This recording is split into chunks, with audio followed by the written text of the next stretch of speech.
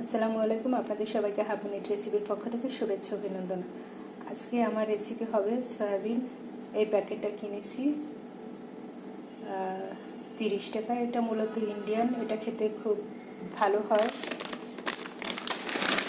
এই যে ডেট তারিখ দেখে নিলাম, সব কিছু ঠিকঠাক। আর কীভাবে রান্না করবো আপনাদের সাথে শেয়ার করবো। আর মশলা হিসেবে যা এখানে মশলা নিয়েছি 2 টুকরো লং, 1 টুকরো দারুচিনি আর একটা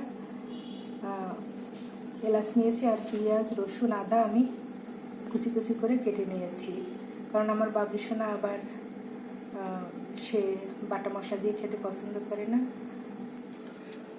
হলুদের গুঁড়ো, মরিচের গুঁড়ো আর ধনিয়া গুঁড়ো নিয়েছি, আর তেল আর স্বাদ মতো লবণ নিব। যাই আমি মূল রান্নায়। সয়াবিনটা সুন্দর করে গরম পানি দিয়ে আমি ধুয়ে নেব। এখানে 250 সয়াবিন আছে, এটা আমি সুন্দর করে গরম পানি দিয়ে ধুয়ে নেব। গরম পানিতে আমি 5 মিনিট ভিজিয়ে রাখবো। এখন আমি যাই মূল রান্নায়। চুলায় হাঁড়ি বসিয়ে দিয়েছি, ফ্রাই প্যান। এখন আমি তেল দিয়ে দিব প্রয়োজন মতো, একটু তেলটা বেশি দিব। একটু গরম হবে, হওয়ার পরে গরম মশলা দিব। আস্তে আস্তে করে গরম মশলা দিয়ে দেবো। বিসমিল্লাহির রহমানির রহিম।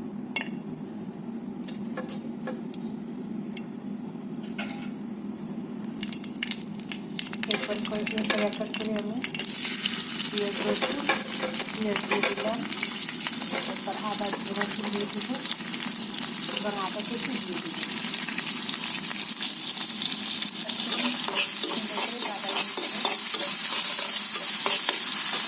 লবণ দিয়ে দিই।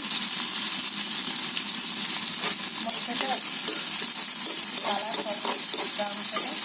এখন আমি অন্যান্য মশলা দিয়ে দিই। আসলে এভাবে সয়াবিন রান্না করে খেলে ভীষণ ভালো হয়। আসলে দেখতে মতন লাগে, আর ছোটো ছোটো সয়াবিনগুলো খেতে ভীষণ ভালো হয়। এরপরে দিয়ে দিচ্ছি এরপর মশলা, সব কিছু দিয়ে দিব। বিসমিল্লাহ।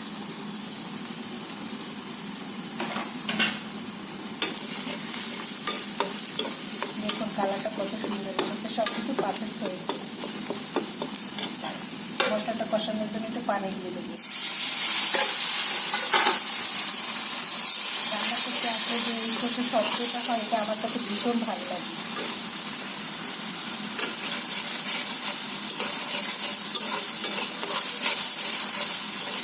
সুন্দর করে মশলাটা কষিয়ে নিতে হবে। এতদিন আমি রান্না করেছি রাত্রি করে, কোনো কষাকষির ঝামেলা ছিল না, যেহেতু এটা সয়াবিন, তাই একটু কষিয়ে নিতে হবে।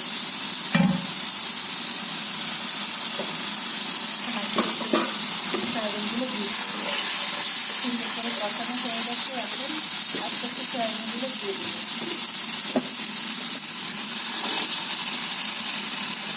এগুলো খেতে খুব দারুণ হয়, ছোটো ছোটো সয়াবিনগুলো খেতে ভীষণ টেস্টি।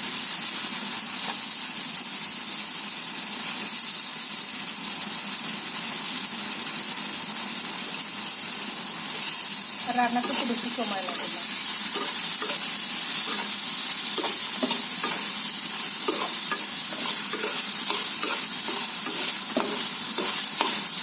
দেখুন কত সুন্দর কালার এসেছে। এরপরে পানি দিব গরম পানি। সব কিছুতে আমার গরম পানি করে আসছে। সব কিছুতে আমি গরম পানি করে রেখেছিলাম।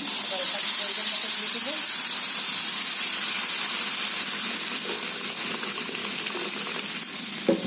একটু পানি লাগবে, কারণ আমি আন্দাজে দিয়েছি।